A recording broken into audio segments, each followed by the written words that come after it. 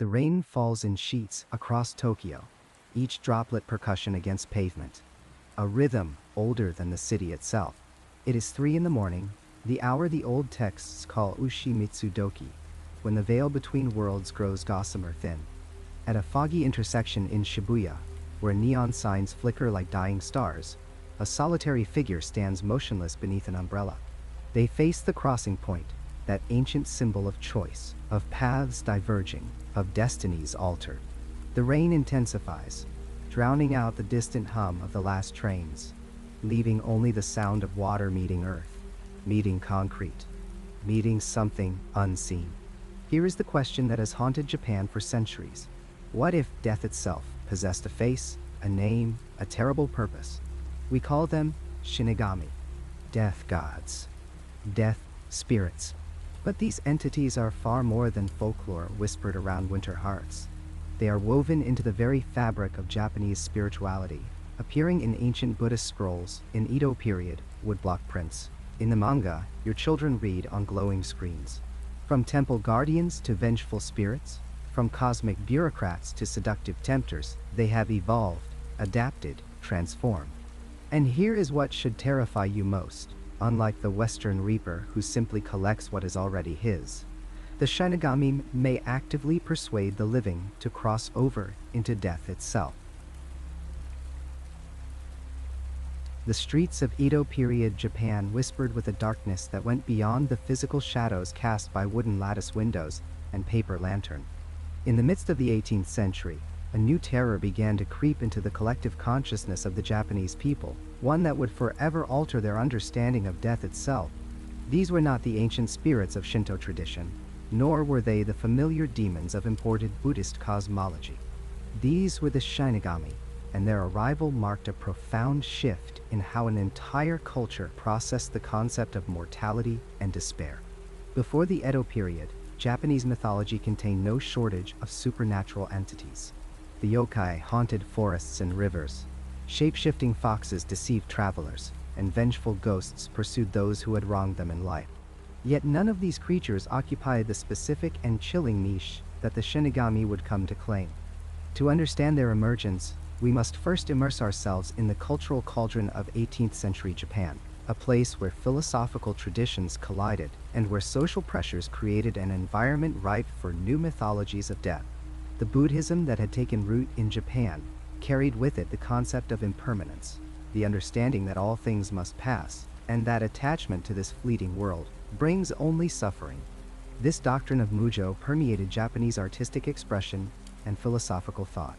Meanwhile, the older Shinto tradition viewed the world as alive with kami, spirits inhabiting everything from ancient trees to household objects. When these two worldviews merged in the popular imagination, they created fertile ground for entities that existed in the liminal space between life and death, between the material and spiritual world. The earliest documented appearances of Shinigami in Japanese literature date to the 1700s, a period of significant social upheaval despite the surface stability of Tokugawa rule.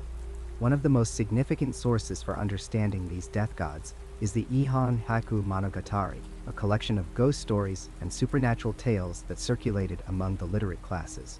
Unlike previous compilations of yokai and spirits, this text presented the Shinigami not as impartial guides for the dead, but as actively malevolent beings with a terrifying agenda. The illustrations in the Ihon Hyaku Monogatari are particularly revealing. They show pale, emaciated figures lurking at the edges of human perception, whispering into the ears of those in moments of weakness. These were not the skeletal reapers of European tradition, wielding scythes and collecting souls with bureaucratic efficiency. Japanese Shinigami were depicted as gaunt humanoid forms. Sometimes barely visible, their presence suggested more by the sudden pallor of their victims' faces than by their own substantive forms.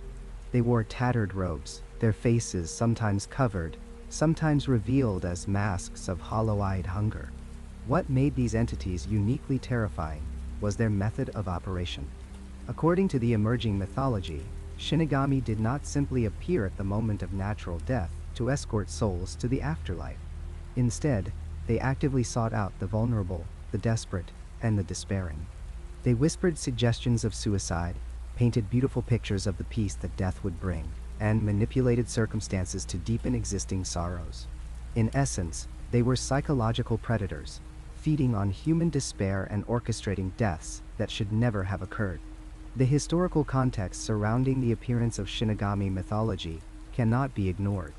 The 18th century witnessed widespread suicide epidemics across Japan, particularly in urban centers like Edo, modern-day Tokyo Today. The rigid social hierarchy of the Tokugawa shogunate left little room for social mobility or escape from economic hardship. Failed merchants faced disgrace. Samurai who had lost their lords became masterless ronin, caught between their warrior code and their inability to fulfill their traditional role. Young lovers from different social classes found themselves trapped by family obligations and arranged marriages. The practice of shinju, or lover's suicide, became alarmingly common, with couples drowning themselves together or dying by mutual agreement to be united in the next life. The playwright Shikamatsu Monzaemon wrote numerous works romanticizing these double suicides, and authorities became so concerned about copycat deaths that they banned performances of such plays. Yet the suicides continued, and with them, the need for cultural explanations grew. Into this context, the Shinigami mythology offered a framework for understanding the seemingly inexplicable. Why would a prosperous merchant suddenly hang himself? Why would a devoted mother walk into the river with stones in her pockets? The emerging answer was both comforting and horrifying. Perhaps these deaths were not truly the fault of the individuals who committed them. Perhaps unseen forces were at work, supernatural manipulators pushing vulnerable souls towards self-destruction. Yet the Shinigami mythology contained an element far more chilling than simple manipulation. According to the beliefs that developed during this period, those who died by suicide at the urging of a Shinigami did not find peace in death. Instead, they themselves became Shinigami, compelled to wander the earth and drive others to the same fate they had suffered. This created a self-perpetuating cycle of despair and death, a spiritual infection that spread through communities like a plague of the soul. This aspect of Shinigami lore set them apart from virtually every other creature in Japanese supernatural tradition. Yokai existed according to their nature, neither increasing nor decreasing in number based on human behavior. Vengeful ghosts pursued specific targets for specific grievances. But Shinigami multiplied through their victims, creating an ever-growing army of death gods from the souls of the desperate. Each suicide became not an ending, but a terrible new beginning, as the deceased joined the ranks of those who would tempt others to follow. The Buddhist temples responded to the suicide crisis with sermons about the karmic consequences of self-destruction, teaching that those who took their own lives would suffer in hell for countless lifetimes. Yet the Shinigami mythology persisted alongside these official religious teachings, perhaps because it offered something the formal doctrine could not. It provided both an explanation for the impulse towards suicide and a warning against it. If the urge to end one's life came from outside whispers rather than internal despair, then resisting that urge became an act of defiance against malevolent forces.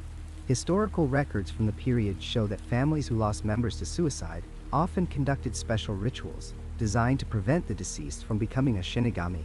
Buddhist priests were called to perform extended funeral rites, and talismans were placed at the site of death. In some regions, mirrors were positioned around areas where suicides had occurred, based on the belief that Shinigami, like vampires in European lore, cast no reflection and could be confused or repelled by their own invisible image. The visual arts of the Edo period became increasingly populated with Shinigami imagery. Woodblock prints showed them lurking in the backgrounds of domestic scenes, invisible to the figures in the foreground, but clearly visible to the viewer. This artistic choice created an unsettling effect, suggesting that these death gods were always present, always watching, waiting for moments of weakness. Kabuki theater incorporated Shinigami characters, often portrayed with distinctive makeup and movements that suggested beings not quite of this world. As the mythology developed, certain locations became known as Shinigami haunting grounds. Bridges over deep rivers, certain forests, and specific cliffs gained reputations as places where the death gods congregated, waiting for those whose despair had reached a critical threshold. These locations often had tragic histories, sites where multiple suicides had occurred, and the mythology both explained and reinforced their dark reputations. To walk near such places was to risk exposure to the whispers of the Shinigami, to feel their cold breath suggesting that peace lay just one step away, just one final decision. The Shinigami represented something profoundly disturbing about the human condition. They embodied the fear that our darkest thoughts might not be entirely our own, that the voice suggesting an end to suffering might come from outside ourselves. In a culture that valued social harmony and often suppressed individual expression of emotional pain, the idea of external forces driving people to suicide provided a framework for discussing mental anguish without directly acknowledging it as an internal experience. Yet for all their terror, the Shinigami also revealed a society grappling with compassion for those who suffered. By attributing suicide to supernatural manipulation, the mythology created space for sympathy rather than pure condemnation. The deceased became victims rather than sinners, lost souls who had been preyed upon rather than moral failures. This dual nature of the Shinigami myth, simultaneously warning and explaining, condemning the act while offering understanding for the actor, makes them one of the most psychologically complex entities in Japanese supernatural tradition. The legacy of the Edo period Shinigami extends far beyond their original historical context, influencing modern Japanese media and continuing to resonate in contemporary discussions of mental health and suicide prevention. But in their original form, these death gods represented a culture's attempt to visualize and thereby comprehend an epidemic of despair that seemed to defy rational explanation. They were the face given to the darkness that whispers in moments of deepest suffering, the embodiment of that terrible voice that suggests surrender might be easier than struggle. At the northwestern base of Mount Fuji, where the ancient volcano's last major eruption in the year 864 created a vast plain of hardened lava, lies a forest so dense that even at midday, sunlight struggles to penetrate its canopy. The Japanese call it Aokigahara, the Sea of Trees, a name that speaks to the undulating waves of green that stretch across 35 square kilometers of tortured landscape. But it has earned another name, one whispered with a mixture of dread and sorrow. Yukai, the Suicide Forest, where the boundary between the living world and the realm of death grows dangerously thin. The trees here grow differently than in other forests. Their roots cannot penetrate deep into the volcanic rock beneath, so they spread outward instead, twisting over and around the porous basalt in desperate search of purchase. Walking through Aokigahara feels like traversing an alien landscape where the normal rules of nature have been suspended. The forest floor is a treacherous maze of hidden cavities and ice caves, where unwary hikers can suddenly find the ground giving way beneath their feet. The volcanic rock itself plays tricks on those who enter, its high iron content creating magnetic anomalies that render compasses useless, their needles spinning wildly or pointing in directions that make no sense. For centuries, the forest has been associated with death.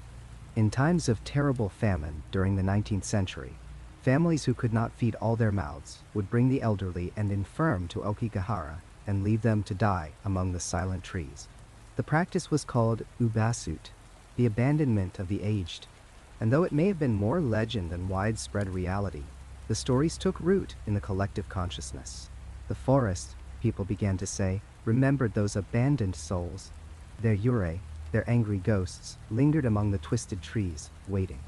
But it is the modern tragedy of Aokigahara that has cemented its reputation as one of the most haunted locations in Japan. Since the 1950s, the forest has become the second most common location for suicide in the world, surpassed only by the Golden Gate Bridge. Every year, search parties organized by local authorities comb through the dense undergrowth, finding dozens of bodies in various states of decomposition. The official numbers, carefully managed to avoid encouraging further deaths, tell only part of the story.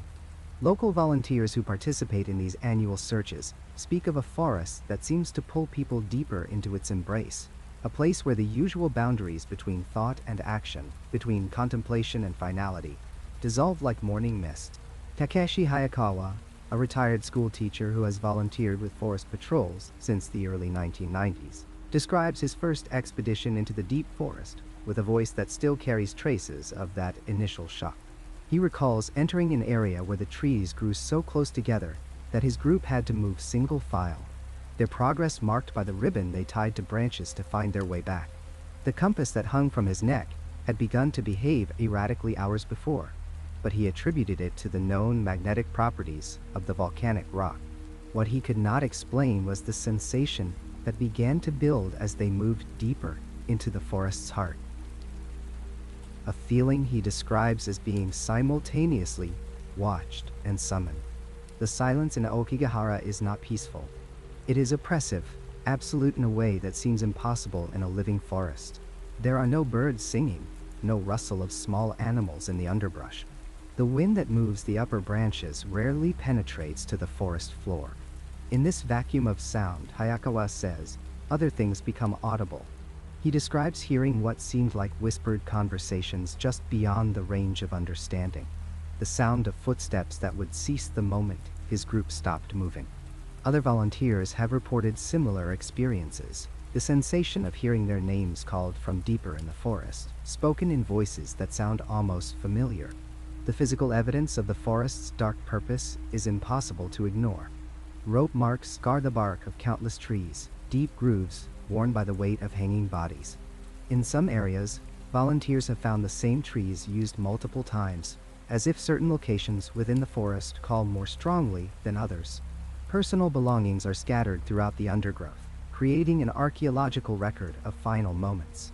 Shoes placed neatly side by side, wallets with identification carefully removed, photographs of families, lovers, children.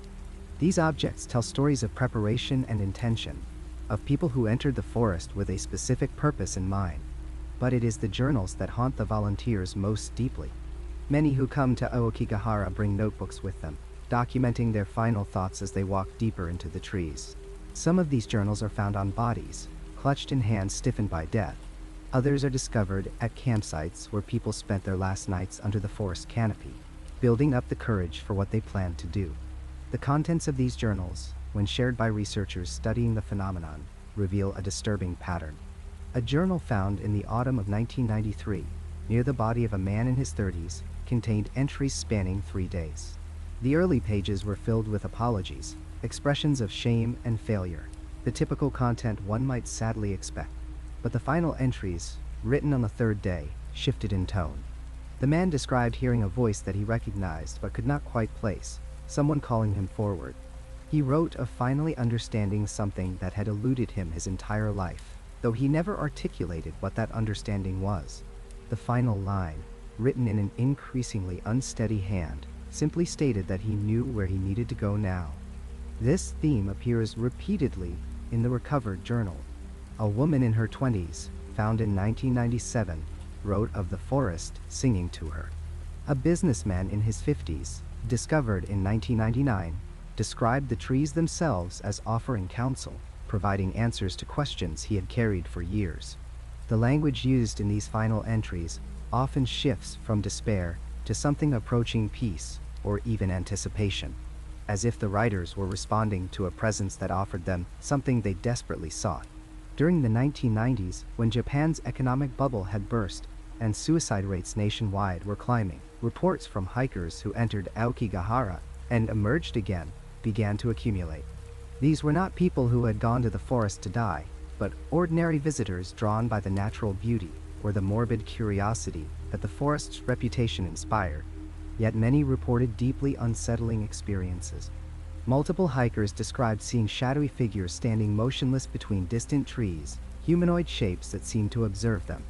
When the hikers would move toward these figures or call out, the shapes would retreat deeper into the forest, always maintaining the same distance, always seeming to beckon. A group of university students who went hiking in Aokigahara in the spring of 1995 reported that one of their members, a young man named Kenji, suddenly announced he needed to investigate something and began walking directly off the marked trail into dense undergrowth. His friends called after him, but he seemed not to hear, moving with surprising speed through the tangled roots and low branches. When they physically restrained him and demanded to know what he was doing, he appeared confused, claiming he had heard his grandmother calling him, though she had died years before. He had no memory of leaving the trail and was deeply shaken by the episode. The scientific explanation for some of these phenomena is well documented. The magnetic iron deposits in the volcanic rock do indeed interfere with compass function, a fact that can disorient even experienced hikers. The density of the forest and the way sound behaves in the enclosed space between the trees can create acoustic anomalies, distorting voices, or creating the impression of sounds coming from directions other than their true source. The isolation and silence can produce psychological effects, heightening suggestibility and anxiety. Yet these rational explanations feel incomplete to those who have experienced the forest's pull directly.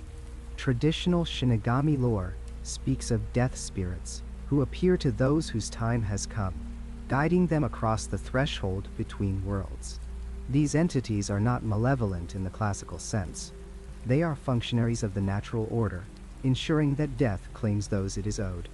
But folklore also warns of the places where the boundary between the living world and the realm of the dead grows thin, locations where the Shinigami can cross more easily, where their influence extends beyond their traditional role. Aokigahara, some believe, has become such a place. The forest's association with death, built over centuries through legend and then reinforced by modern tragedy, may have created a feedback loop. People come to Aokigahara because it is known as a place to die, and each death strengthens that association, draws more troubled souls to its paths. The volunteers who search the forest speak of feeling the weight of all that accumulated sorrow, as if the trees themselves have absorbed the despair of hundreds of final moments. Whether this is purely psychological or something stranger, something that touches on the edges of the spiritual realm that Shinigami legends describe, remains a question without easy answers. What cannot be disputed is the reality of the suffering that Aokigahara represents. Behind every rope mark, every abandoned journal, every set of remains found among the twisted roots, is a human story of pain that became unbearable. The forest does not create that pain. It merely offers a stage for its final expression, a place where the world falls away and the voices of doubt and despair grow loud enough to drown out everything else. Whether those voices are purely internal, or whether something in Aokigahara amplifies them, whether the shadowy figures are tricks of light and psychology, or manifestations of something older and stranger, the result is the same. Lives ended, families shattered, grief echoing through the silent trees.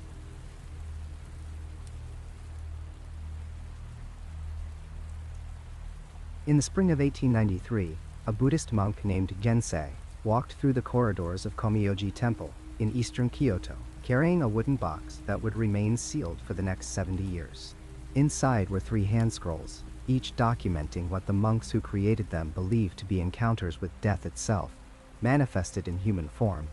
These were not religious texts or philosophical treatises, but case studies compiled with the same careful attention that a physician might give to documenting the progression of disease. The monks recorded names, dates, symptoms, and outcomes with unsettling precision.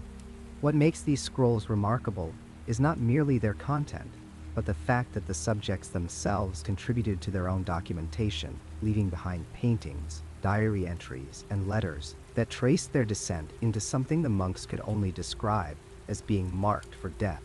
The scrolls remained in their box, stored in a climate-controlled vault beneath the temple, until they were briefly displayed in 1963 during a small exhibition on Meiji-era religious practices. A handful of scholars photographed them. Fewer still understood what they were looking at. The temple returned them to storage shortly after, citing concerns about their fragile condition and what the head priest called their troubling nature. Today, only authorized researchers can view them, and even then, only under strict supervision. The temple maintains that these documents represent an important historical record of how communities understood mental illness during a period of rapid modernization, when ancient beliefs collided with new ways of thinking about the mind. The first case documented in the scrolls concerns a merchant named Takeda Ichiro, a tea trader who operated a moderately successful business in the Gion district. According to the record, compiled by a monk named Honin between 1890 and 1891, Takeda first approached the temple in the autumn of 1889. He came not for spiritual guidance, but because, as he explained to the monks, he needed someone to witness what was happening to him. He feared that without documentation, his experiences would be dismissed as madness or lies. The monk who interviewed him noted that Takeda appeared to be in good health, well-dressed, rational in speech, and showed no obvious signs of mental disturbance. Yet his story was extraordinary. Takeda claimed that for the previous 6 weeks, he had been seeing a figure in black. Not once or twice, but repeatedly, sometimes multiple times in a single day. The figure was always the same, a tall person dressed in dark clothing, face obscured or somehow difficult to focus upon. It never approached him directly. Instead, it appeared in his peripheral vision, standing at the end of streets he walked down, visible through windows of buildings he entered, present in crowds but somehow separate from them. At first, Takeda assumed it was coincidence, that he was simply noticing someone who happened to travel similar routes. But the figure appeared in places that made no logical sense, locations far apart that no person could reach so quickly. The monk asked Takeda to draw what he saw. The scroll preserves his attempt, a simple ink sketch showing a humanoid form rendered in solid black, featureless, except for what might be the suggestion of eyes, though even these are ambiguous, perhaps merely marks made by brush strokes. What's striking about the image is its emptiness. Takeda drew not a monster but an absence, a human-shaped void. Beneath the drawing, his handwriting remains clear and steady. He wrote that the figure never made threatening gestures, never spoke, never moved toward him. It simply appeared, and in appearing, made him feel watched. Over the following months, Takeda returned to the temple 7 times. The monks documented each visit. With each return, Takeda reported new sightings, but also new losses. His largest client canceled a standing order, citing quality concerns that Takeda insisted were fabricated. A shipment of premium tea leaves spoiled due to water damage in his warehouse, damage that seemed to have no source. 2 of his most trusted employees left without explanation. Takeda's handwriting in the later entries becomes less controlled, the characters larger and more erratic. He wrote that he had stopped sleeping properly, that he would wake at night certain the figure was standing in his room, though he could never quite see it in the darkness. The final entry concerning Takeda comes from the monk Honen himself, dated the 23rd of March, 1891. Takeda had not visited the temple in nearly 2 months.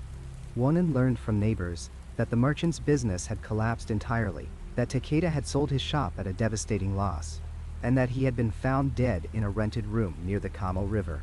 The official cause was determined to be suicide by hanging, but Honen recorded something else. In Takeda's room, the walls were covered with drawings, dozens of them, all showing the same black figure. Some drawings were careful and detailed, others mere frantic scrawls. According to witnesses who saw the room, Takeda had been drawing the figure in various positions and locations, as though trying to map its movements or understand its nature. The drawings showed it standing, sitting, facing toward and away. In the final drawings, made on the day of his death, the figure was depicted directly beside a human form, the 2 silhouettes touching. The second case is perhaps the most visually documented. A young woman named Yuki, family name not recorded at her family's request, was the daughter of a low-ranking government clerk. She was 19 years old in 1892 when she began keeping a diary that would eventually be donated to the temple by her father, who hoped the monks could make sense of what had happened to his daughter. The diary itself is preserved with the scrolls, though it is a separate document, a small book with a floral cloth cover, the pages filled with her neat, feminine script. Yuki's diary begins ordinarily enough, recording daily activities, observations about the weather, brief thoughts about books she was reading. But on the 6th of July, 1892, the entries change. She wrote that she had been walking along the edge of a pond in Maruyama Park when she saw a face reflected in the water beside her own. She described it as pale, almost luminescent, with dark eyes and an expression she struggled to define. Not angry, not sad, but somehow expectant. When she turned to see who stood beside her, no one was there. The reflection, she wrote, remained visible for several seconds after she looked away, as though the image in the water was more real than whatever cast it. From that day forward, Yuki began drawing the face. The diary contains 23 sketches spread across 6 weeks. What makes these drawings remarkable is their consistency. Each shows the same face from slightly different angles, but the features remain identical. Large dark eyes, pale skin, a small mouth, hair that falls straight and black around the face. The drawings are not crude or hurried. Yuki had some artistic training, and she rendered the face with careful attention to shadow and proportion. But there is something deeply unsettling about seeing the same face repeated page after page, each time drawn with the same serious attention, as though Yuki was studying a portrait that no one else could see. Her diary entries during this period become increasingly isolated. She wrote that she had declined several social invitations, that she preferred to stay home. She mentioned that her mother was concerned about her, that there had been arguments. Yuki wrote that she tried to explain about the face, about seeing it not just in reflections now, but in other places, in the grain of wood, in the patterns of fabric, in the spaces between tree branches. She wrote that she understood how this sounded, that she knew others would think her mad, but that the face was as real to her as her own. The final diary entry is dated the 19th of August, 1892. It is brief. Yuki wrote that she had seen the face in a dream the previous night, and that in the dream, the face had finally spoken to her, though she could not remember the words upon waking. She wrote that she felt tired, more tired than she had ever felt, and that she thought she might go to the river to clear her mind. The entry ends mid-sentence, the characters trailing off as though she had been interrupted or had simply stopped writing. Yuki's body was found in the Kamo River 2 days later. The circumstances of her drowning were never fully determined. There were no witnesses. Some family members suggested accident, others remained silent, unable or unwilling to name what they suspected. Her father brought the diary to Komyoji Temple, and the monks incorporated it into their growing collection of what they had begun calling death-marked cases. The third case documented in the scrolls is unique because the subject was a man of military background, someone trained to confront danger rather than flee from it. Matsumoto Kenshin was a former samurai, one of the many who found themselves adrift in the Meiji era as the old warrior class was systematically dismantled. He had fought in the Boshin War, though on which side the scrolls do not specify. In 1894, at the age of 41, Matsumoto came to Komyoji seeking not spiritual counsel, but simply someone who would listen without judgment. The monk who recorded his case, a younger man named Shinran, wrote that Matsumoto spoke in the clipped, formal manner of a military man, his posture rigid, his face carefully controlled. Yet his story was one of slow unraveling. Matsumoto explained that during a battle in the winter of 1868, his unit had been ordered to execute prisoners, a command he described as dishonorable, but one he had followed nonetheless. He had carried the weight of this action for 26 years without apparent consequence. But 6 months before coming to the temple, something had changed. Matsumoto described becoming aware of a presence he called his companion in shadow. Not a hallucination, he insisted, but something real and physical that had attached itself to him. He said it followed exactly 3 paces behind him when he walked, that he could hear its footsteps matching his own. When he stopped, it stopped. When he turned, it remained just outside his field of vision. At night, he could sense it in his room, could hear it breathing in rhythm with his own breath. What disturbed the monk Shinran most was Matsumoto's insistence that this presence was not hostile. He described it almost as one might describe a bodyguard or attendant, something that accompanied him without interference. But Matsumoto also noted that since the presence had arrived, he had begun isolating himself.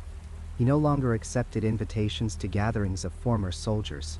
He had stopped visiting the tea house where he once played Go with friends. He found it difficult to maintain conversations, distracted by the awareness of the shadow companion standing just behind him. Matsumoto visited the temple 5 times over 3 months. He brought with him a journal in which he had been recording his observations, attempting to understand the pattern and nature of the presence. The journal, preserved with the scrolls, contains entries written in precise military-style reports. He documented the times when the presence felt strongest, the conditions under which he could most clearly sense it, the ways his own behavior had changed in response to its constant attendance. In one entry, he wrote that he had begun to fear not the presence itself, but what might happen if it ever left. He described a growing conviction that the presence was all that was holding him together, that without it, he would simply cease to exist. The final entry in Matsumoto's journal is dated the 9th of November, 1894. He wrote that the presence had moved closer, that it was no longer 3 paces behind but directly beside him, that he could almost see it when he looked to his left. He wrote that he felt calm, that he finally understood what was required of him.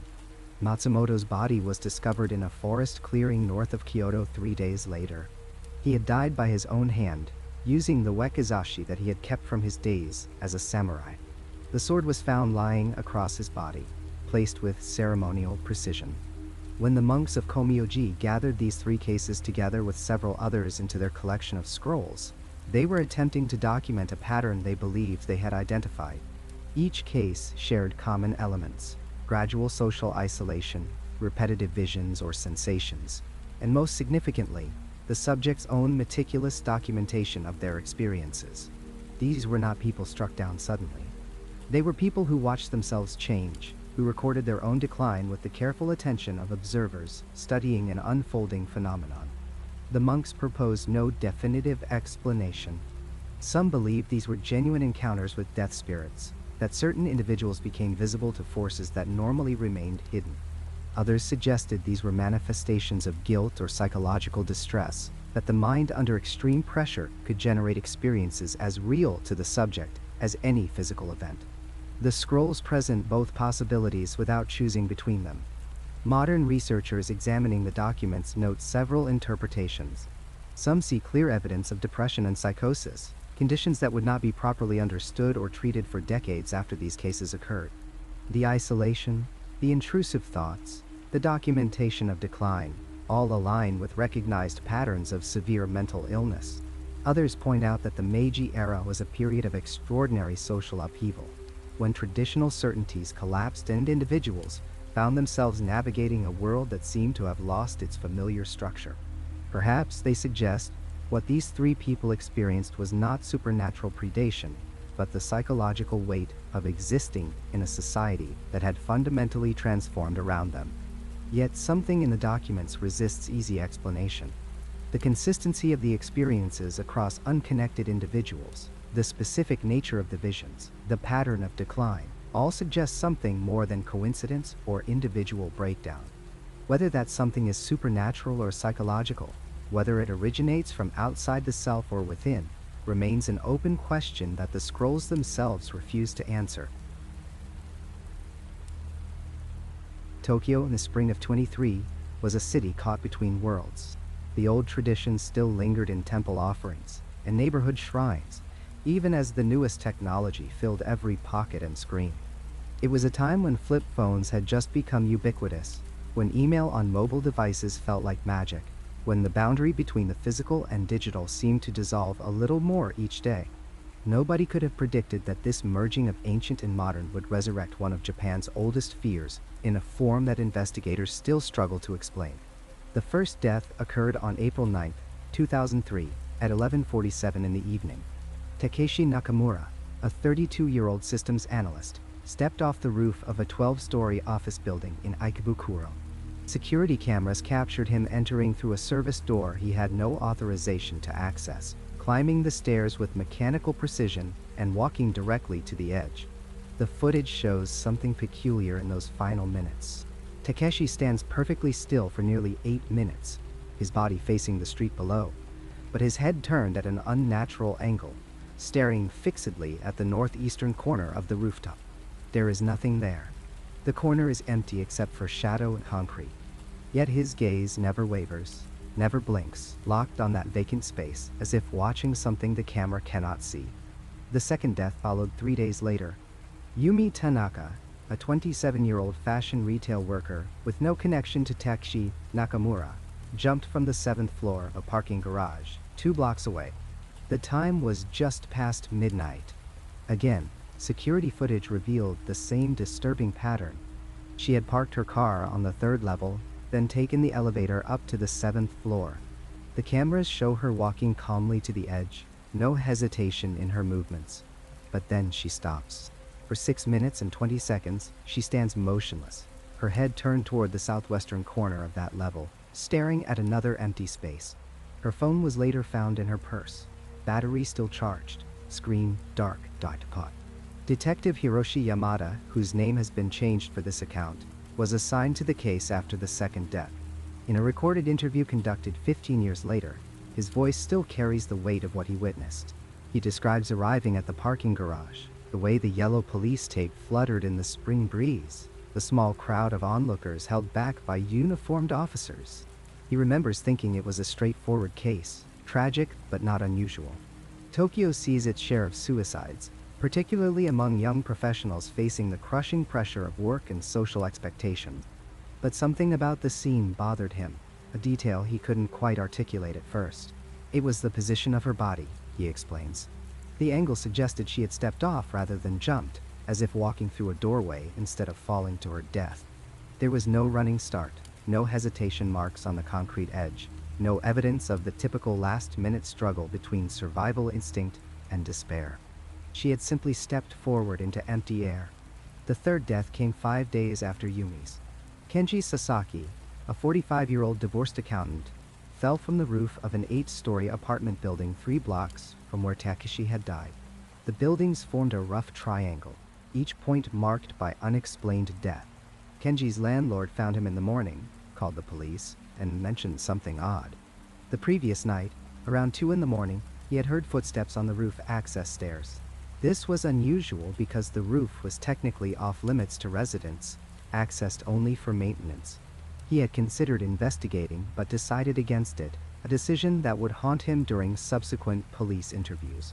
Security footage from the apartment building's entrance showed Kenji returning from work at his usual time, 7:30 in the evening.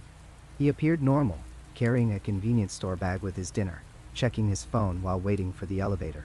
But the roof access camera, installed after a previous incident years earlier, captured his final hours. At 1:53 in the morning, he emerges onto the roof. He walks directly to the edge facing northwest, and then it happens again. He stops, turns his head sharply to the left, and stares at the corner junction where 2 walls meet. For 9 minutes and 14 seconds, he doesn't move. The timestamp continues its digital march while Kenji Sasaki stands frozen, watching something that isn't there. Detective Yamada was now working with a task force. 3 deaths in 8 days, all within a 3-block radius, all with the same bizarre security footage. The detective describes the growing unease among the investigating team.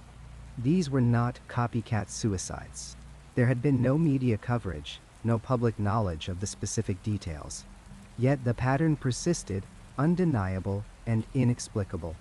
The 4th death occurred on April 22, 23. Michiko Watanabe, a 19-year-old university student studying literature, jumped from the roof of a department store on the eastern edge of the triangle. The store had closed hours earlier, but Miko somehow gained access through a service entrance that required a security code. Video footage shows her walking through darkened hallways with the confidence of someone who knows exactly where they're going, though she had never worked there and had no apparent reason to know the building's layout. On the roof, the pattern repeated with chilling precision. She stood facing south, head turned toward an empty corner, motionless for 7 minutes and 41 seconds before stepping forward into the night. It was during the investigation of Michiko's death that the breakthrough came, though calling it a breakthrough feels wrong given what it revealed. A junior detective named Sato, processing Michiko's personal effects, decided to check her mobile phone more thoroughly than the cursory examination standard protocol required. He found it buried in her recent image downloads. A picture that made his hands go cold. A traditional woodblock print depicting a Shinigami, a death spirit from Japanese folklore dotted grave. The image was striking and deeply unsettling. Done in the style of Edo period artwork, it showed a skeletal figure draped in flowing robes, its hollow eyes fixed on the viewer. One bony hand extended as if beckoning. But there was something wrong with the proportions, something that made the image difficult to look at for long. The perspective seemed to shift depending on the angle of viewing, creating a subtle optical illusion that left observers feeling dizzy and disoriented. Detective Sato brought the discovery to Yamada, who immediately ordered the other victims' phones to be re-examined. Within hours, the confirmation came back. All 4 victims had the same image downloaded on their phones. The exact same file, pixel for pixel, identical. The metadata showed different download times, each occurring between 2 and 5 days before the respective deaths. But the source remained a mystery. The image hadn't come from any known website, email, or messaging service. It simply appeared in their download folders as if manifesting from nowhere. The investigation expanded. Digital forensics experts from Tokyo Metropolitan Police brought in specialists from the National Police Agency. They analyzed the file with every tool available, searching for hidden code, viral markers, anything that might explain its origin or method of transmission. The results were baffling. The file format was standard, nothing unusual in its construction. No embedded malware, no hidden messages, no trace of how it had arrived on 4 different phones owned by 4 different people, with no apparent connection to each other. Detective Yamada describes the growing sense of dread that settled over the investigation. They conducted extensive background checks on all 4 victims, searching for any link, no matter how tenuous. Takeshi and Yumi had never met, worked in different industries, had no mutual friends on social media, frequented different parts of the city. Kenji and Michiko were separated by age, circumstance, and social circles. The only thing connecting them was geography, and that image. That cursed, impossible image. Then investigators examined the security footage more carefully, employing enhancement technology that was cutting edge for 2003. They focused on what the victims had been staring at, those empty corners that held their attention with such intensity. Frame-by-frame analysis revealed something that several team members initially dismissed as digital artifacts or compression errors. In each video, in the corner where the victims stared, there appeared to be subtle distortions in the image. Shadows that didn't quite match the lighting. A slight blurring that suggested movement where nothing should be moving. One specialist suggested that what they were seeing might be the limits of the camera technology, the way digital sensors sometimes created phantom images in low light conditions. But Detective Yamada wasn't convinced. He had stood in those exact spots, looked at those exact corners, and felt something he couldn't articulate. A presence, or perhaps the memory of a presence, like walking into a room where an argument had just occurred and sensing the emotional residue even though the people had left. The investigation interviewed dozens of people, co-workers, family members, friends, trying to understand the victims' final days. A pattern emerged in the testimonies. Multiple people mentioned that each victim had seemed distracted in the days before their death. Not depressed or anxious in the typical sense, but distant, as if their attention was divided between the physical world and something else. Takeshi's colleague remembered him stopping mid-conversation, his eyes losing focus, staring at nothing. Yumi's roommate described finding her standing in their apartment at 3 in the morning, looking at a blank wall, her phone clutched in her hand. Kenji's ex-wife, who had spoken to him by phone 2 days before his death, said he kept pausing, his breathing changing, as if listening to someone else in the room though he lived alone. The task force pursued every rational explanation. They investigated the possibility of a suicide cult, but found no evidence of communication between victims, no shared online spaces, no meeting records. They explored the theory of environmental factors, perhaps a gas leak or toxin, affecting that specific area of Ikebukuro, but environmental testing revealed nothing unusual. They even consulted psychologists about mass hysteria or suggestion, but the doctors pointed out that such phenomena required awareness of each other's experiences, a shared context that simply didn't exist in this case. As the investigation dragged on through May and into June of 2003, with no new deaths, but no answers either, Detective Yamada began researching Shinigami folklore. He visited temples, spoke with priests and scholars of traditional Japanese spirituality, trying to understand what the symbol meant. The Shinigami, he learned, were not like Western concepts of the Grim Reaper. They were more subtle, more psychological. In traditional stories, they didn't simply take life but invited it away, creating a space where death seemed preferable to continuing existence. They were persuaders, weavers of despair, entities that made the victim complicit in their own end. The story spoke of Shinigami appearing at crossroads, in mirrors, at thresholds between one space and another. They existed in liminal places, in moments of transition. Detective Yamada began to wonder if the modern city, with its screens and signals, its constant flow of digital information, had created new kinds of thresholds. What if the boundary between the physical and digital worlds had become another liminal space, another crossroads where old entities might manifest in new forms? The image itself remained unexplained. Experts in Japanese art history examined reproductions of it, noting that while it resembled Edo period style, certain elements were anachronistic, details that didn't match any known woodblock printing techniques from that era. It was as if someone, or something, had created an image that looked traditional but contained subtle wrongness, intentional flaws that disturbed the viewer on a subconscious level. Years later, in his interview, Detective Yamada admits that the case has never left him. He retired from the force in 2015, but still thinks about those 4 deaths. That impossible image, those empty corners that somehow held the complete attention of people in their final moments. He describes dreams where he's standing on one of those rooftops, feeling the pull to look at the corner, to see what they saw, but always waking before his dream self turns his head. The case officially remains open but unsolved. No charges were ever filed, because there was no suspect, no crime in the traditional sense. 4 people died by suicide in Ikebukuro over 2 weeks in April of 2003. That's what the official records state. But Detective Yamada knows there's more to it, something that Tokyo Metropolitan Police couldn't capture in forms and reports. The image disappeared from the victims' phones during the investigation, corrupted beyond recovery despite being backed up on secure police servers. Digital forensics couldn't explain how that happened either. One moment the files were there, properly secured and cataloged. The next morning, they were gone, replaced by empty data strings that resembled nothing the technicians had seen before. In the years since, urban legends have grown around the case, though few people outside certain internet forums know the real details. Some claim the image still circulates, appearing randomly on phones, that other deaths have occurred but been covered up. Detective Yamada says he has no evidence of that, but acknowledges that in a city of millions, how would anyone know for certain? How many suicides happen each year that might fit the pattern if anyone was looking? The question that haunts him most, he says, is whether technology has truly changed the nature of supernatural phenomena, or simply made us more aware of things that were always there, lurking in the spaces between seeing and believing, between the rational world we construct and the inexplicable experiences that refuse to fit within those constructions. Perhaps Shinigami never needed to evolve.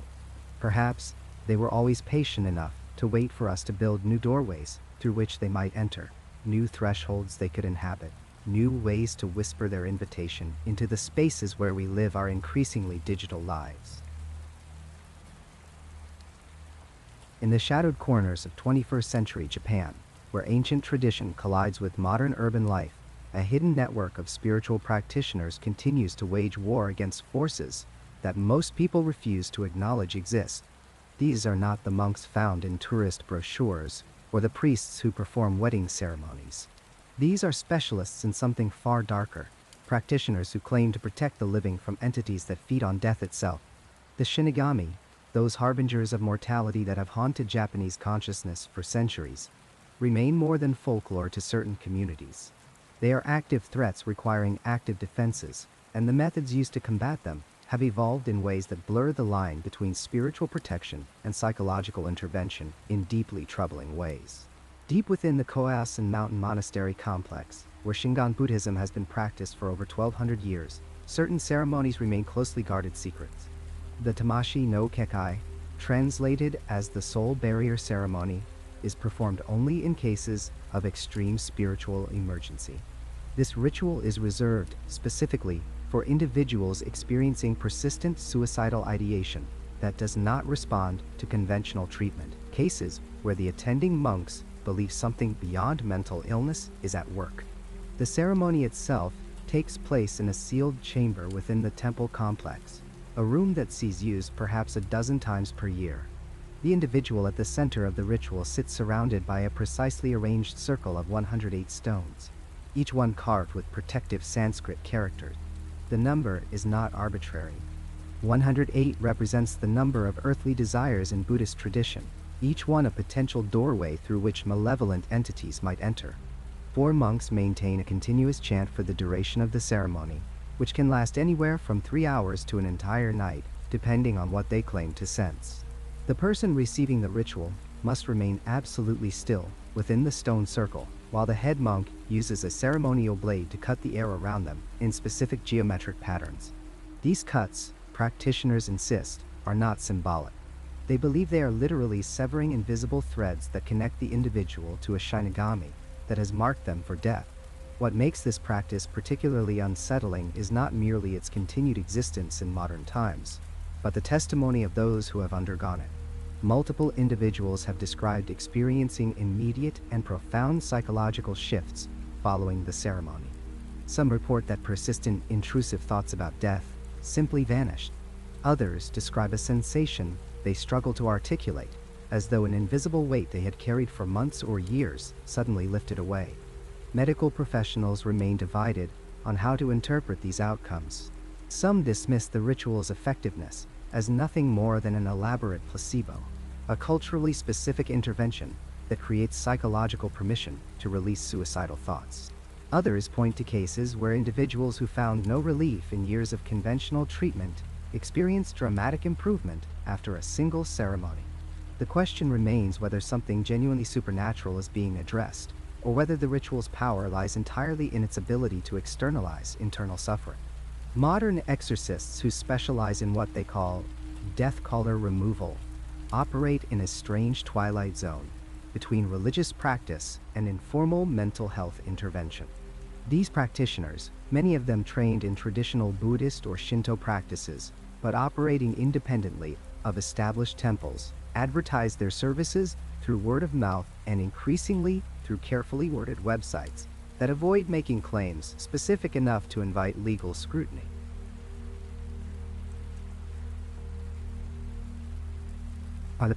The diagnostic process these exorcists employ reveals the uncomfortable intersection of spiritual belief and psychological crisis.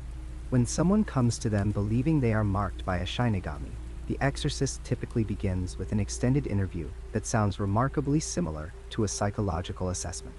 They ask about sleep patterns, recurring dreams, unexplained physical sensations, and the specific nature of the person's thoughts about death. But then the questions shift into stranger territory. They inquire about cold spots that follow the person from room to room. They ask if mirrors seem darker when the person looks into them, or if birds behave strangely in their presence. They want to know if the person has visited locations associated with death, cemeteries, or suicide sites in the weeks before their symptoms began.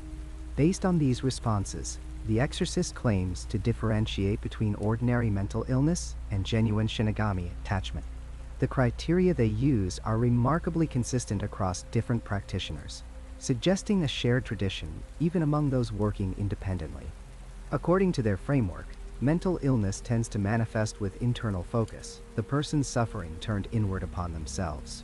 Shinigami attachment, they claim, includes external phenomena, objects moving without explanation, electronics malfunctioning specifically around the afflicted person, other people reporting feeling inexplicably uneasy in their presence.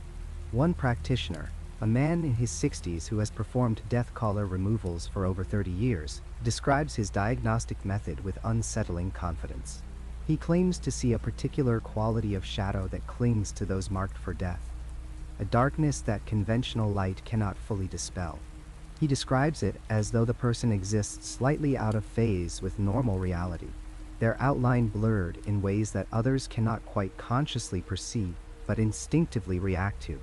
The removal ceremonies themselves vary depending on the practitioner's specific tradition, but certain elements appear universal. Salt features prominently, used to create barriers and purify space. Sacred rope, twisted in traditional patterns, often binds the afflicted person's wrists, symbolically preventing them from reaching toward death. Prayers are chanted continuously, and the exorcist typically uses a sacred object, a blessed blade or sanctified branch, to strike at the air around the person, attacking what they claim to see, but others cannot. Perhaps most disturbing is the practice that continues at known suicide locations throughout Japan. At certain bridges, cliff edges, and forest paths where multiple deaths have occurred, locals maintain a practice that has nothing to do with honoring the deceased. Instead, they leave offerings specifically intended to appease Shinigami that might linger at these sites. The offerings vary but follow recognizable patterns. Rice balls wrapped in specific types of leaves, sake poured into small ceramic cups, coins arranged in precise groupings. These are not memorials to the dead. Those exist separately, maintained by grieving families. These offerings are protective magic, bribes paid to death spirits in hopes that having fed, they will not hunger for additional victims. The logic behind this practice reveals a chilling worldview. Those who maintain these offerings believe that suicide sites become feeding grounds for Shinigami, locations where the boundary between life and death has worn dangerously thin. They believe that the entity which claimed the first victim remains present, empowered by death, more easily able to influence the vulnerable who might pass through. The offerings serve as substitutes, spiritual meals presented in place of human souls. What makes this practice genuinely alarming is evidence that it continues actively in the present day. Fresh offerings appear regularly at known suicide locations, replaced as they decay or are disturbed. Locals who live near these sites often maintain the practice as a routine obligation, no different than sweeping their doorstep or tending a garden. They do not view it as superstition but as practical protection, a necessary precaution in an ongoing spiritual reality. Protective talismans against Shinigami take various forms, but the most powerful are said to be ovuda, paper or cloth strips, inscribed with prayers and sacred characters. These are not the generic talismans sold at tourist-friendly temples. Specialized temples and individual practitioners create specific ovuda designed to repel death spirits, using prayers and character combinations that appear nowhere in standard religious texts. These talismans must be renewed regularly, their power believed to diminish over time or after deflecting spiritual attacks. People who carry them are instructed to keep them on their person at all times, often sewn into clothing or kept in special amulet bags worn under shirts. If the ofuda becomes damaged or lost, the carrier is advised to seek immediate replacement and undergo purification rituals, the assumption being that damage indicates the talisman absorbed an attack that might otherwise have reached its bearer. The prayers used for Shinigami protection exist in a category separate from standard Buddhist or Shinto devotional practices. They do not ask for enlightenment or express gratitude to ancestors. They are direct commands and forceful rejections, linguistic weapons meant to establish the speaker's right to life against entities believed to challenge that right.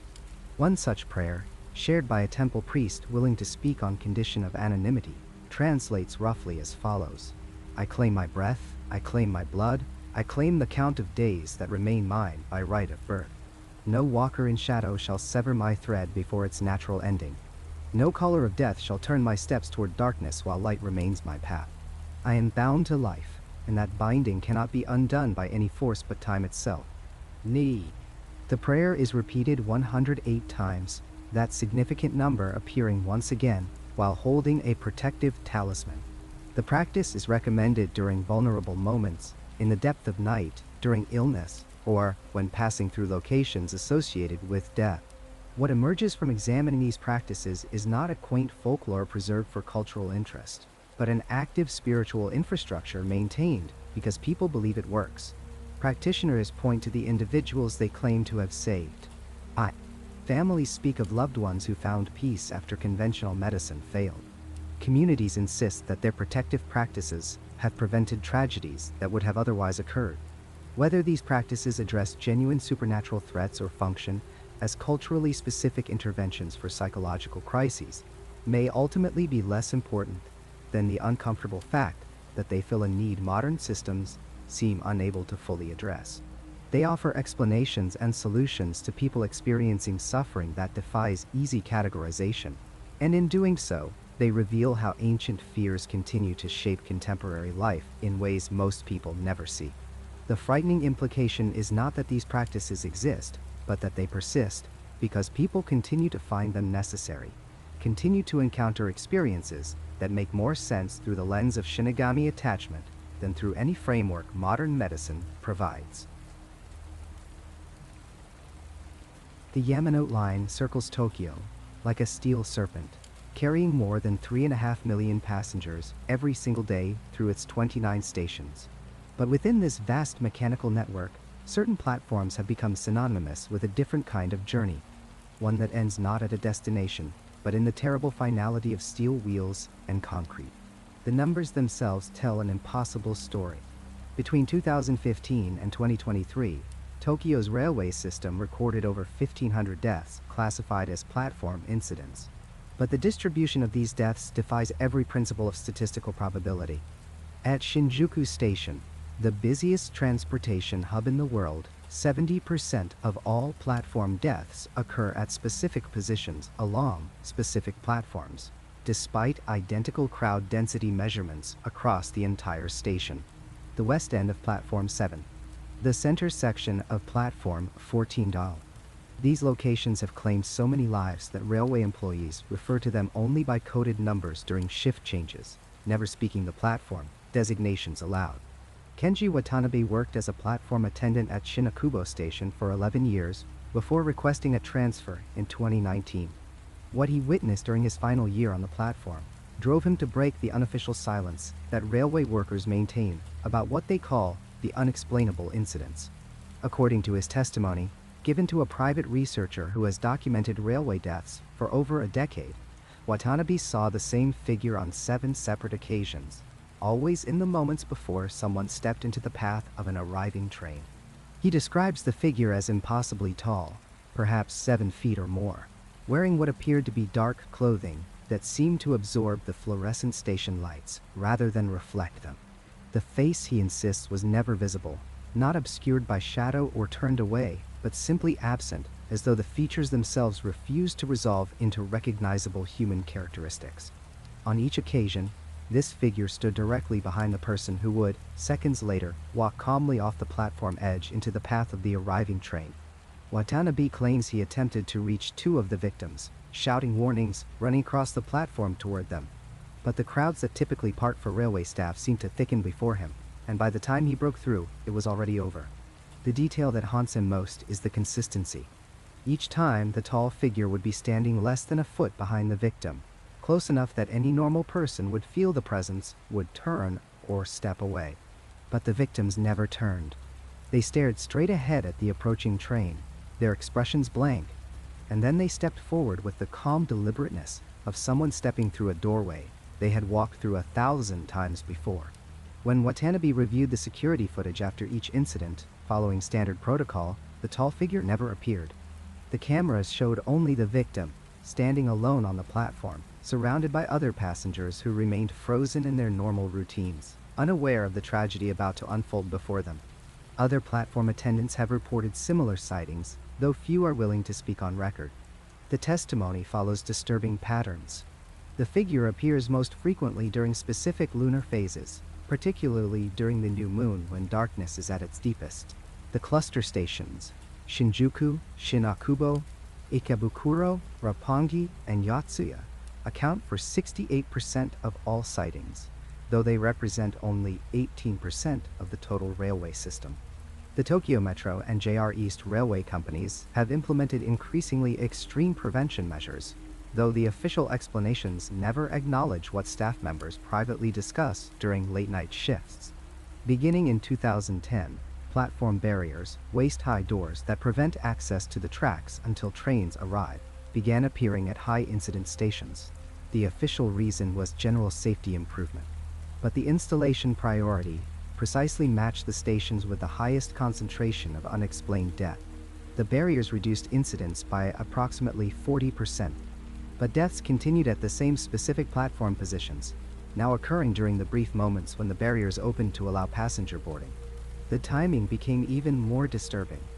Victims would stand at the barrier, waiting with apparent patience, and then move forward the instant the doors slid open, often before the train had fully stopped. In 2014, railway authorities installed large mirrors at strategic positions along platforms at the worst stations. The official explanation described them as security enhancements to increase visibility. But workers knew the real purpose.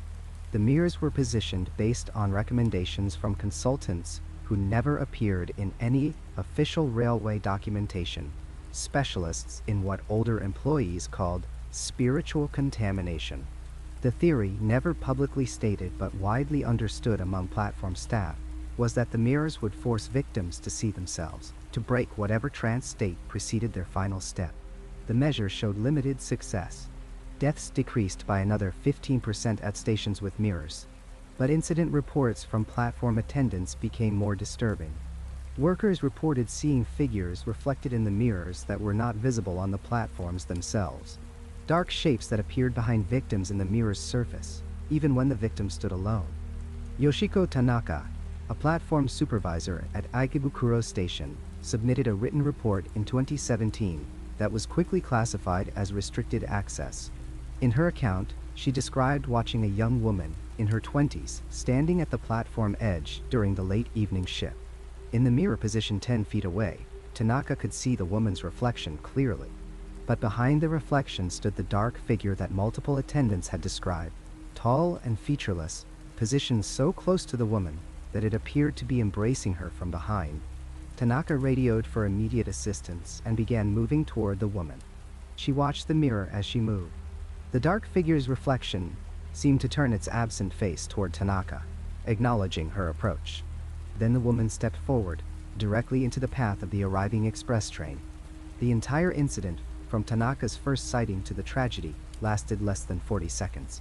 The security footage showed the woman alone. The mirror visible in the camera frame reflected only her image, no dark figure, no embrace. But Tanaka insists on what she saw, and she was not alone. 3 other platform workers filed similar reports that year before the railway company instituted a new policy prohibiting written documentation of unusual observations unrelated to mechanical safety concerns. The most secretive prevention measure receives no official acknowledgement whatsoever.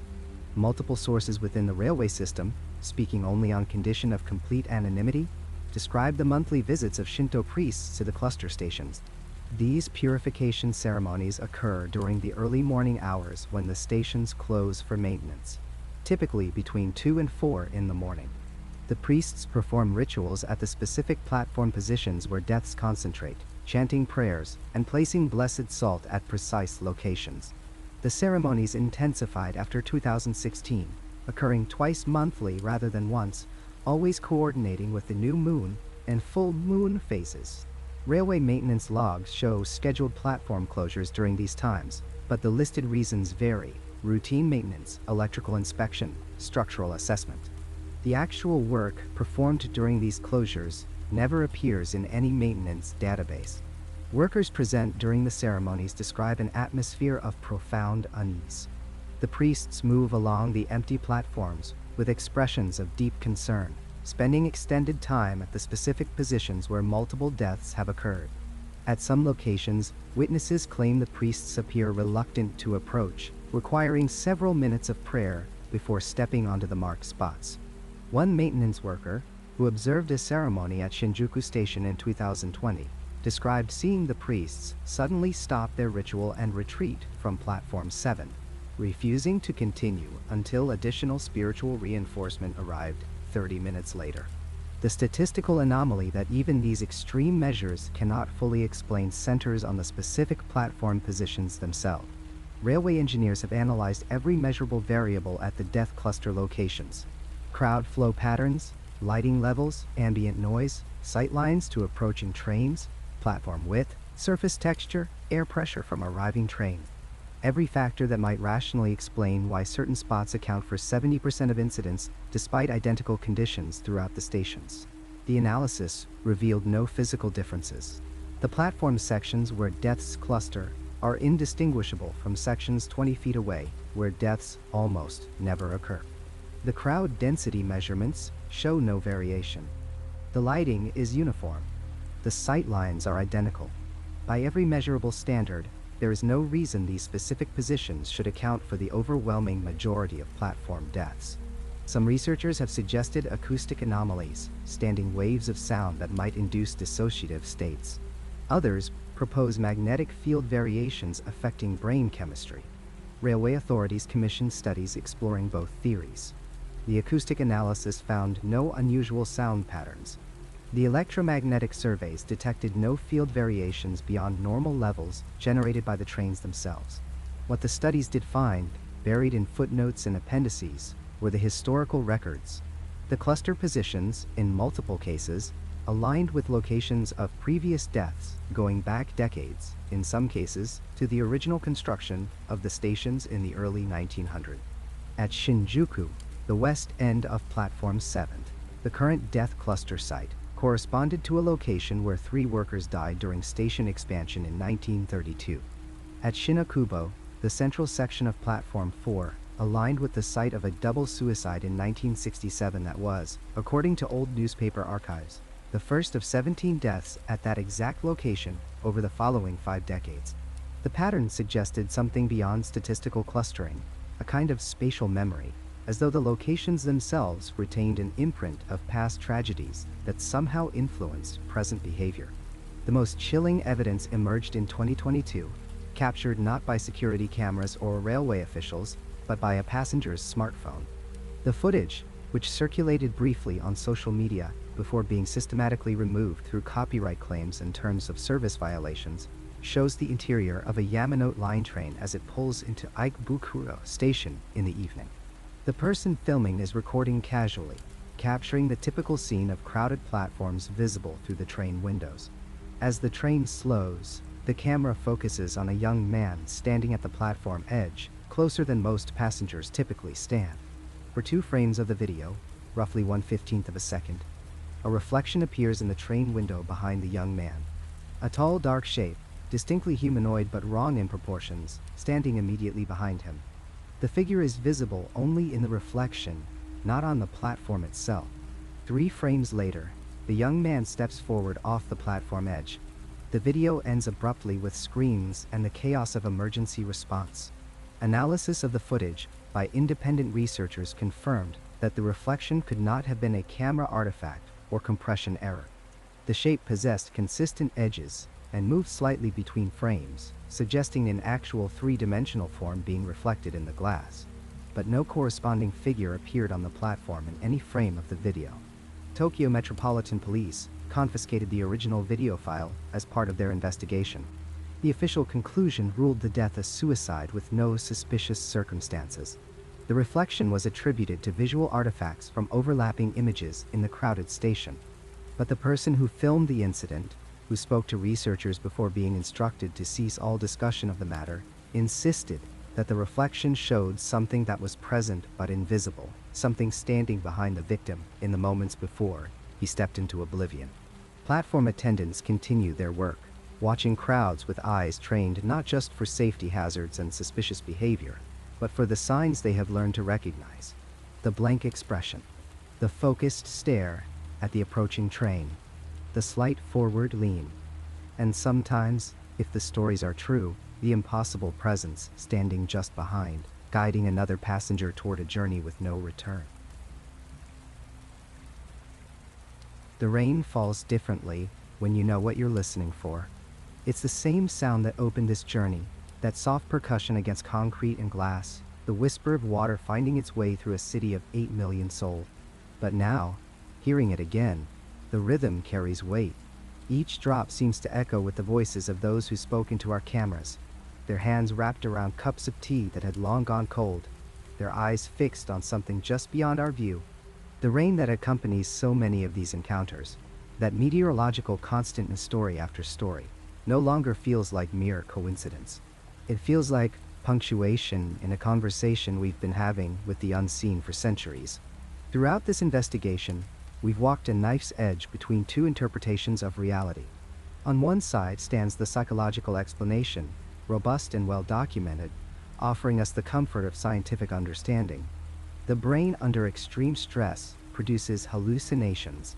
Suicidal ideation creates personified manifestations of self-destructive impulses. Cultural conditioning shapes these visions into familiar forms. The Shinigami in this view are nothing more than shadows cast by our own minds in their darkest moments. On the other side lies something far less comfortable. The persistent testimonies, the patterns that repeat across decades and demographics, the witnesses who had no prior knowledge of the phenomenon, yet describe identical details. The presence felt by thousands upon thousands of people each year, that moment when the air changes and something else enters the room. If we accept the supernatural explanation, we must confront the possibility that death itself has messengers, that the boundary between worlds is far more permeable than our rationalist age would prefer to believe. But here's the question that haunts me as this rain continues to fall. Does it actually matter which explanation is true? Whether the Shinigami is a hallucination produced by a mind in crisis or an actual entity from beyond the veil, the result remains devastatingly the same. People die, families grieve, train platforms empty, and refill with new commuters who have no idea what occurred in that exact spot just hours before. The mechanism of the encounter, whether neurological or supernatural, does nothing to diminish the reality of the experience for those who live through it or fail to. Perhaps the persistent debate itself reveals something profound about Japanese culture's relationship with ambiguity. In the West, we demand clear categories, definitive answers, a world divided cleanly between the real and the imagined. But Japan has always understood that some truths live in the spaces between certainties. The same culture that has given us cutting-edge technology and rigorous scientific achievement also maintains thousands of shrines to spirits, leaves offerings at crossroads for wandering ghosts, and accepts without contradiction that multiple realities can coexist in the same moment. Death in Japan has never been a simple ending. It's a transition, a doorway, a state that requires careful navigation. The elaborate funeral rites, the ongoing communication with ancestors, the annual Obon festival, when the dead return to visit the living, all of this reveals a culture that sees mortality not as a wall but as a membrane. And membranes, by their very nature, allow things to pass through in both directions. The concept of honor, so deeply woven into Japanese society, complicates this relationship further. The salaryman who fails his family, the student who disappoints her parents, the executive whose company falters, all carry a weight of shame that Western psychology often struggles to fully comprehend. In this context, the Shinigami becomes something more than a harbinger of death. It becomes a resolution, a way to transform failure into a kind of terrible dignity. To be chosen, to be visited, to be escorted into death by something greater than oneself. This narrative can transform suicide from an act of desperation into something that feels, in that crucial moment, like destiny. But destiny for whom? This is where the questions begin to multiply in ways that resist any comfortable conclusion. Are the Shinigami external entities, ancient and patient, waiting at the edges of human despair to guide souls into darkness? Or are they manifestations of our own internal voices, the part of us that knows how to destroy ourselves, given the right circumstances and sufficient pain? The testimonies we've gathered suggest both and neither. Survivors speak of the presence as utterly alien, something that could never have originated in their own consciousness. Yet, they also describe it as intimately familiar, as if it had always been there, waiting to be acknowledged. The young programmer who felt the hand on his shoulder knew, with absolute certainty, that something else was in his apartment that night. The sensation was physical, undeniable, accompanied by a drop in temperature his thermostat recorded. Yet when he turned to face it, what he saw was something his mind struggled to process. An entity that seemed to exist partially in shadow, partially in his own expectations of what death's messenger should look like. The woman who heard her name called in the station described a voice that sounded like her grandmother, her former teacher, her own voice at age 8, all simultaneously. An external phenomenon producing such an experience strains belief, but a hallucination that leaves physical effects, that appears at the exact moment when intervention saves a life. This strains belief differently, but just as profoundly. Why do these encounters persist in an age of scientific rationality? We've mapped the human genome, sent probes beyond our solar system, built machines that can think and learn. Yet every year, thousands of Japanese citizens report sensing this presence. The reports don't diminish with education level or technological sophistication. Doctors, engineers, scientists all describe the same phenomenon that their grandparents might have accepted as supernatural truth, but which they struggle to integrate into their modern worldview. Perhaps the Shinigami persist because they serve a function that transcends the question of their objective reality. They provide a narrative framework for experiences that otherwise resist language. How do you describe the moment when suicide shifts from abstract thought to concrete intention? When the mind moves from considering death to actively planning it? These transitions happen in spaces our vocabulary can barely reach. But the image of an entity appearing, of a presence making itself known, this gives shape to something that would otherwise remain formless, and therefore even more terrifying. The patterns we've documented defy easy explanation regardless of which interpretive framework we choose. The correlation with rain. the common report of time distortion, the sensation of being both observed and known, seen entirely and completely by something that has been waiting specifically for you. The fact that intervention, when it occurs, so often comes at the exact moment the presence makes itself known, as if its appearance creates a final opportunity for choice. Empty train platforms at night, rain falling in curtains of silver under fluorescent lights. This image has appeared again and again in our investigation.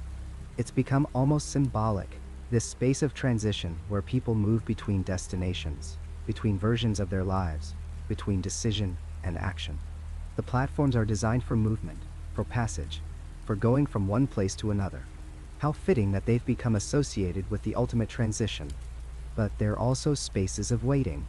And in that waiting, in those moments between trains, when you're alone with the sound of rain and your own thoughts, reality can become suddenly negotiable. The world feels thin in these places. The membrane between what is and what might be grows permeable. Whether the Shinigami appears from outside to exploit this thinness, or whether our minds create it in response to the vulnerability of the moment, the experience remains consistent across hundreds of testimonies. What unsettles me most deeply is not the question of whether the Shinigami are real. It's something the old researcher told us, his words measured and careful after decades of documentation. In Japan, they say the Shinigami only appears to those who are ready to see it. Ready through despair, through crisis, through that particular constellation of pain and circumstance that opens a door which should perhaps remain closed. But what if simply knowing about them makes you visible in return? What if awareness itself creates vulnerability? Every person who has heard these stories, who has learned to recognize the signs, who now listens to rain with a new attention, have we made ourselves perceptible to something that looks for those who acknowledge its existence? The question sits uncomfortably because it has no answer we can verify. Yet it aligns with something deeply embedded in Japanese folklore, the idea that naming something gives it power, that knowledge itself can be dangerous. The more we know about the Shinigami, the more clearly we can envision them, the more space we create in our consciousness for them to occupy. The rain continues to fall on empty platforms. Somewhere in Japan right now, someone is standing alone, feeling the weight of everything that brought them to this moment.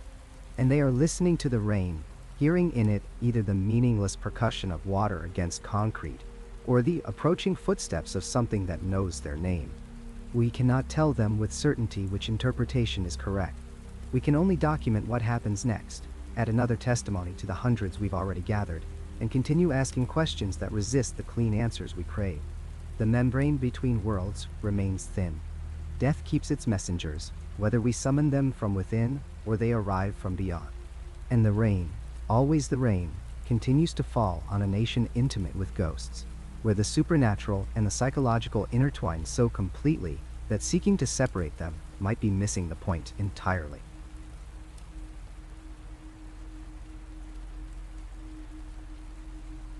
That's where this journey ends for tonight. If you made it all the way here, subscribe and hit the bell for more long-form stories like this. Check out the videos on screen for more right now. Drop your own experiences in the comments below. Thanks for listening, and I'll see you in the next one.